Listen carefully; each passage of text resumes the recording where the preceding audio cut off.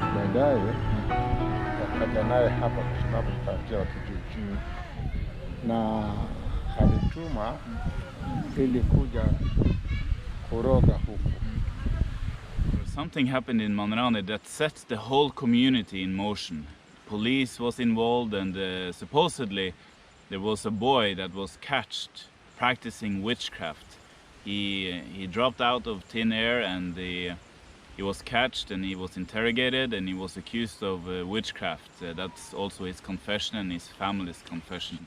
But before I start with the story, let me just tell that I understand that not everybody believe in witchcraft in this modern day and supernatural things. And so just remember, telling this story is not an effort from my side to convince anybody of anything.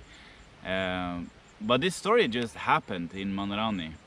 And it was just there, and it happened so obvious. And so I figured, let me try to do a journalistic attempt, because this was so close to me, and I've seen similar and heard similar things many times, and I never really done a journalistic story or a case on anything like that. So I wanted to try, and I wanted to involve some of my friends to see if I could train some people. Maybe they can, for future references, become good journalists in our work. It would be great having Holy Ghost journalists in our work, going out, following up cases, and finding the truth in the midst of complex cases and the stories and all this. And so we learned a lot doing this case. But let me just start telling you, let me look at my notes. I want to try to stay true to this case to the best of my knowledge, as accurate as I can. The story is a young boy that is accused of being a witch and sent by his witchcraft family to do errands and flying in the air and all that. And so it's a strange story. But let me try to start from the beginning of this story. I'm going to try to retell the story of the accusations of this boy as best as I can. And to help me do that, I drawed out an illustration that I will also to help me to remember the story, and also to help you to go through the story, so that we can have hopefully a better understanding of, get a clear picture of this story. And so in this telling, I will maybe involve some interviews that we did in Mahanaim. I sent my friends, and we did some interviews with both the leader in Mahanaim, the elder, the football coach, some locals, some youths, and some of it I'll be showing here. This is the story. A boy, he was sent by his uncle and his grandfather to do some witchcraft errands. And he was sent from Chonyi, and he was sent to a specific place to pick up some witchcraft items in a house.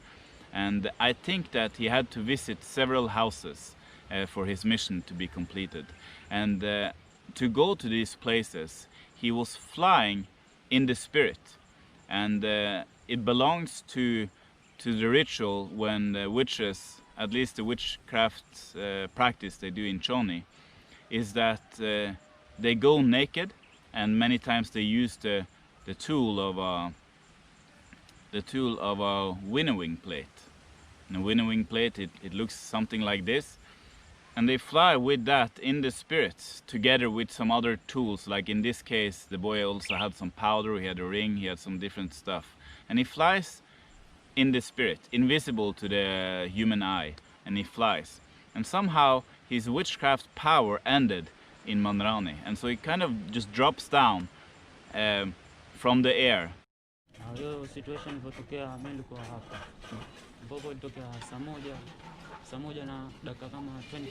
He receives, this young boy, he receives instructions from his uncle through his witchcraft ring. He's told to go and visit a house there in Mahanaim to get some objects there, because he needs to kind of refill his witchcraft fuel or something, so that he can regain some power and continue his journey back to Chonyi.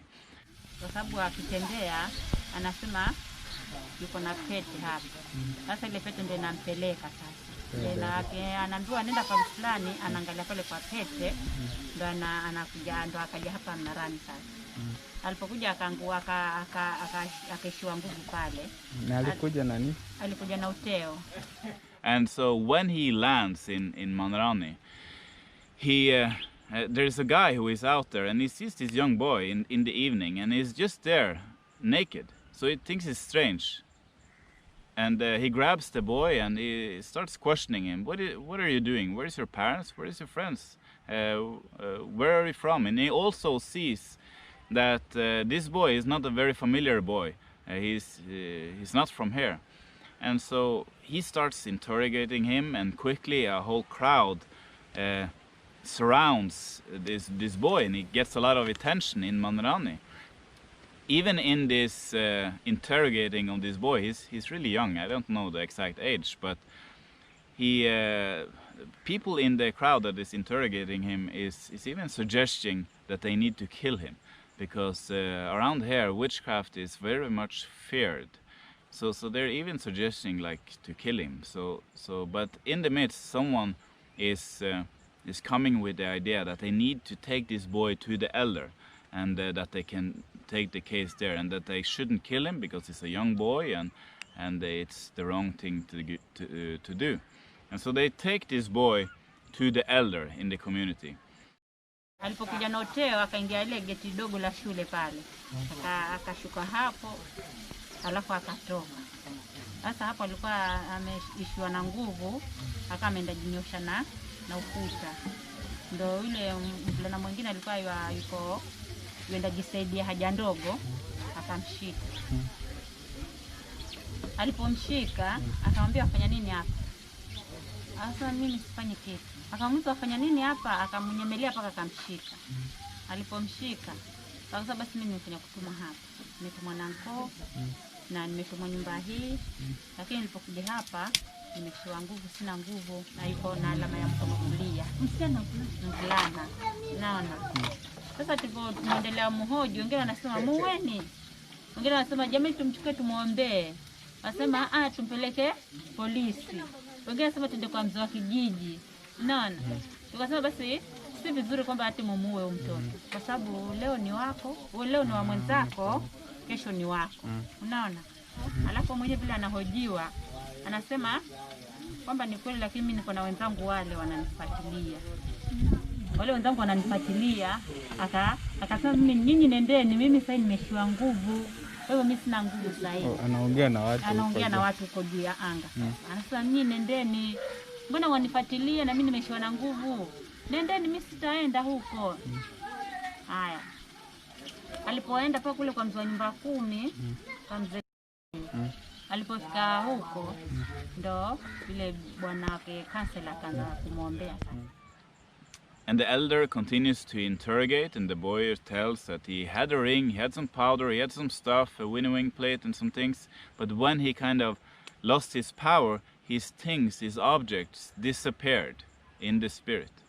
And so while the elders continue to interrogate this boy, they figure it's probably a good idea to pray for him. And so they start praying for this boy, and the first thing that happens is that the boy starts to laugh about the people that prays for him, and he says like, you have no power here, my power is a lot better than your power, and he just starts laughing and behaving a little bit creepy. At one point he drops to the floor and he starts to move around in a snake way, like he becomes like in his, so it's a very creepy situation that happens. Alipoanza kumwombea akamwambia, waniombea mimi? Hutaniweza wewe, afadhali usiniombee. Sasa yule mzee anaendelea kuomba, si ndio? Akasema mimi huo msalaba uko moto, usinitupie msalaba uko moto. Yule mzee akaendelea kuomba mpaka kakaanguka kale katoto. Kalipoanguka kakaanza kufitika. Alipoanza kusheki. Sasa ndo yule baba sasa alikuwa peke yake, hakumweza. Alipoendelea kukemea yule mtoto akainuka. Sasa mimi nimekwambia hutaniweza wewe. Alivyoombewa akaanguka kama kufitika hivi. By now it's evening, it's late, and so some people they suggest that okay, let's continue tomorrow because it's soon very late, like midnight, and they suggest to the elder that maybe you take him in the house he spend the night with you and then we continue tomorrow. And the elder, he doesn't want him to stay in his house. Like he's afraid of this boy because he's a witch. So he's afraid of him.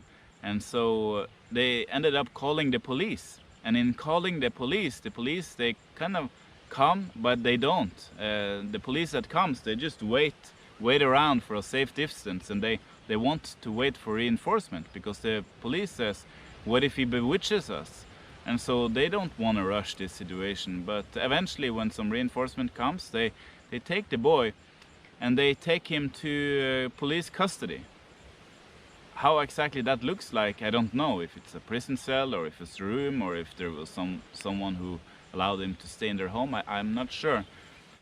No, nasa hata napigia simu polisi, polisi nao pia akasema sisi hatutaweza kuja. Tutakuja vipi sisi? Je, kakaja tutoroka. Akasema njooni, ndo akatoka polisi wa 4 ndo wakaja mchukua hapa kwa kansa. Ikabidi ikawa ni alale kwangu. Lakini mimi nikakataa kwa sababu niliwaambia sasa mtu akiwa yuko hivi atawezaje kulala kwangu? Je, usiku akili kimuruka akitoka asubuhi itabidi niulize maswali mimi? Hivyo hakuenda kwa mzee. Alianza kwenda huko, si ndio ndo alianza kwenda ombewa huko. Kwa sababu mzee alisema mimi pia namuogopa. Nikamchukua nikamweka hapa alafu mimi namuogopa. Sasa kila mtu alikuwa hali ya kwamba anamuogopa ile mtoto. Ile njia alikuwa bado anapeleka. Ile polisi alipopiga simu waje, polisi akakuwa anaogopa. Anaogopa ile mtoto kwa ile mtoto kwa vile alivyosikia mtoto kwamba ni wapangani. Unajua ile mtoto kama wapangani ngeza geuka mfumo ya kitu chochote. Akadurua. Sasa ile polisi akakuwa anamuogopa mtoto. Kwa polisi wabidi waongezeke waje wengi ili wawe strong zaidi kuzidi ule mtoto aliyembeba ndani. Sasa katika ile situation anambeba mtoto akakuwa nini waitwa. Sasa yaitwa na wenzake. So that happens, and at the police station they contact this boy's family. Reaching his mother, the mother tells that this isn't the first time this has happened. This is a familiar problem, and the mother is very, very upset and very depressed about this. And she said before the day that this boy was caught in Mahanaim, he was missing for 3 days. And that's normally the pattern, that when the boy has some witchcraft missions that he needs to go to, he goes missing for some few days, and then he does some things and he's back. Wazazi wake mamake aliweza kupatikana na mamake alisema kuwa si mara yake ya kwanza yeye kufanya vitu kama hivi. Ni kweli huyo mtoto wake huwa ana tabia za uchawi, anaweza kupeperuka hivyo kimiujiza, na mamake anasema kuwa ni kama kuna chama ya uchawi yenye yeye aliyekwa. So huwa hao wenye wako kwa hiyo chama kitakumtumia ndio yeye anafanya vitu kama hivi. The mother says he's been lost for 3 days before this. She says it's an annoying problem. She had tried everything in her strength to help her own son. She has even tried several times to take this boy to pastors and have them pray for him. But when that has happened, when the pastors have prayed for the boy have just disappeared, like vanished, poof, under their hands and disappeared. So she figured that doesn't work. The boy, as he's interrogated, he explains that it's his uncle and his grandfather that is the main witches that is sending this boy on their behalf to do errands, because traveling in the spirit is risky. But this boy, he didn't want to be involved in witchcraft. It wasn't voluntarily. It belongs to the story that, as the boy has told, that some time ago, the boy, he was invited to his uncle or grandfather's house, and he was invited to eat some meat, a meal together with them. The boy didn't want to, and he said he didn't want to be involved in any witchcraft, because in Chonyi many times the first step to initiate people into witchcraft is to eat a meal together, especially with meat. And so he didn't want to do that, but the uncle or the grandfather, he said that if you don't eat with us, we will kill you. and so they threatened on his life, and so he had no choice but eating with them. And so he starts to get initiated and supposedly to get his first demons, and from there he's kind of had like the knife on his throat, and he been forced into witchcraft. So it's a very heartbreaking and painful story. And the mission of the boy was to get some witchcraft items. The final purpose of that was to kill his own family, his mother and his siblings. My mission was to kill my father, my mother, and all my siblings, so that I could remain alone. But in his initiation into witchcraft, the boy also explains that he had to partake in cannibalism and eating meat from dead people and also from living people.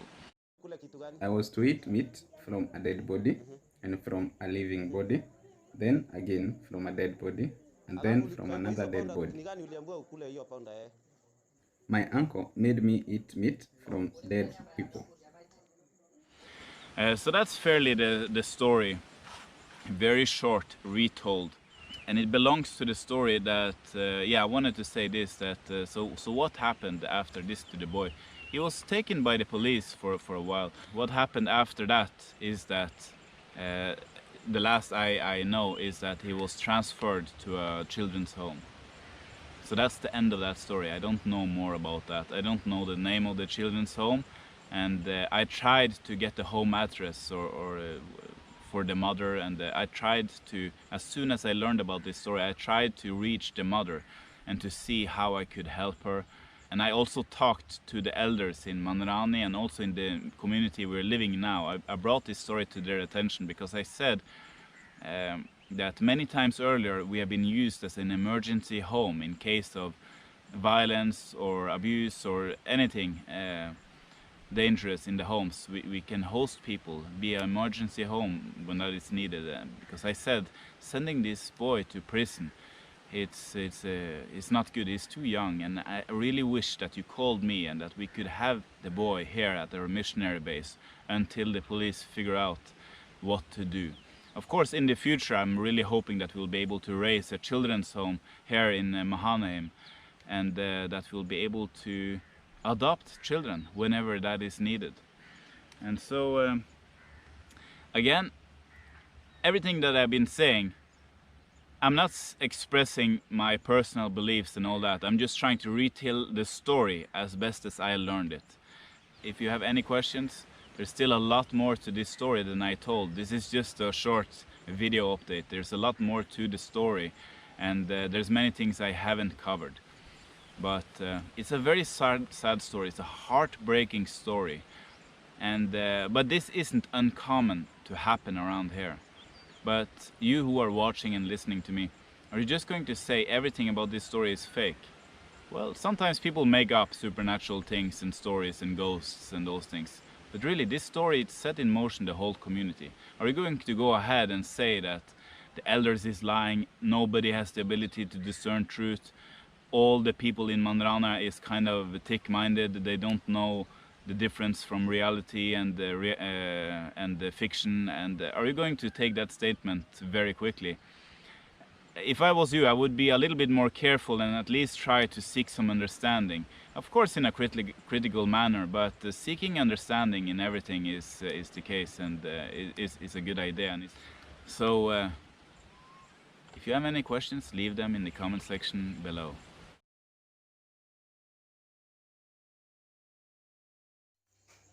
I was from Chonyi and I landed in Mahanaim.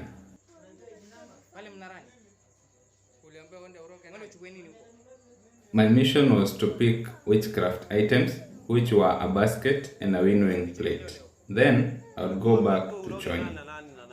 My mission was to kill my father, my mother, and all my siblings, so that I could remain alone. I was given a powder to make them eat so that they could die.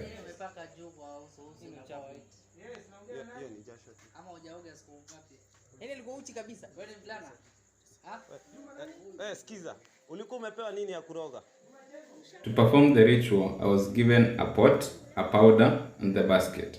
I was to raise the basket above my head for the meat to appear, and then have them eat the meat.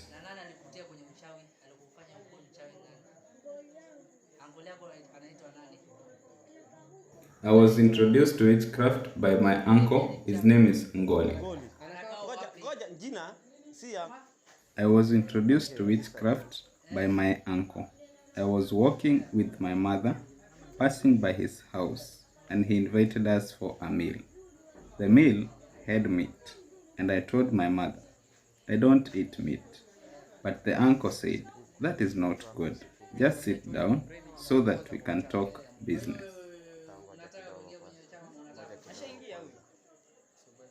He wanted me to be involved in his business, which is witchcraft.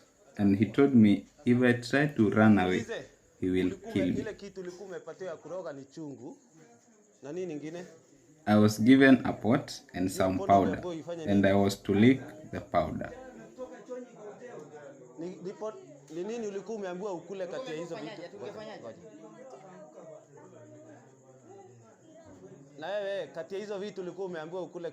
I was to eat meat from a dead body and from a living body, then again from a dead body, and then from another dead body. My uncle made me eat meat from dead people.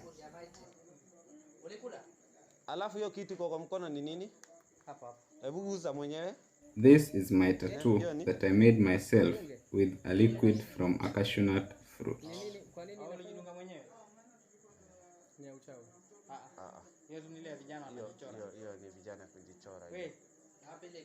I am a class 3 student and no one dares to ask me about witchcraft in school. When I landed here at Mnarani, my winnowing plate just disappeared.